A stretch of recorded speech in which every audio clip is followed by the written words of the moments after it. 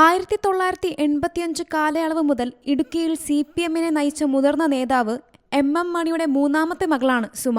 ചെറുപ്പം മുതൽ ഇടത് പ്രസ്ഥാനത്തിന്റെ ചിട്ടയായ പ്രവർത്തനങ്ങൾ കണ്ടു വളർന്ന തനിക്ക് പാർട്ടിയുടെ പ്രവർത്തനങ്ങളിൽ തന്റെ സംഭാവനകൾ നൽകാൻ കഴിയുമെന്ന വിശ്വാസത്തിലാണ് സുമ രാജേന്ദ്രൻ. CPM-ന്റെ ഏരിയ സെക്രട്ടറി എന്ന് പറയുമ്പോൾ സന്തോഷമാണ്. ആര് നോക്കിയാലും എനിക്ക് ആ കാര്യത്തിൽ സന്തോഷമുണ്ട്. എന്നെ പാർട്ടി ഇത്ര ഒരു വലിയ ഉത്തരവാദിത്വം ഏൽപ്പിച്ചതിൽ. പക്ഷേ ഇതൊരു ചെറിയ പരിപാടിയല്ല.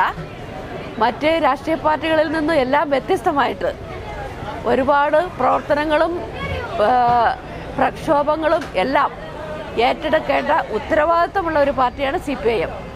അതുകൊണ്ട് തന്നെ അതിനെ ചെറുതായിട്ട് കാണുന്നില്ല. പക്ഷേ പാർട്ടി ഏൽപ്പിച്ച ഉത്തരവാദിത്വം എൻ്റെ സീനിയേഴ്സായ ഒട്ടേറെ സഖാക്കൾ ഞങ്ങളുടെ ഏരിയ കമ്മിറ്റിയിലുണ്ട്.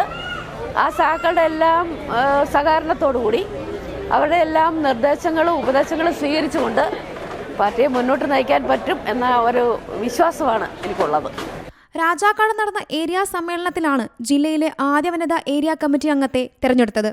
1993 പാർട്ടി അംഗമായ സുമ രാജേന്ദ്രൻ നിലവിൽ CPM ജില്ലാ കമ്മിറ്റി അംഗവും മഹിളാ അസോസിയേഷൻ ജില്ലാ പ്രസിഡന്റുമാണ്.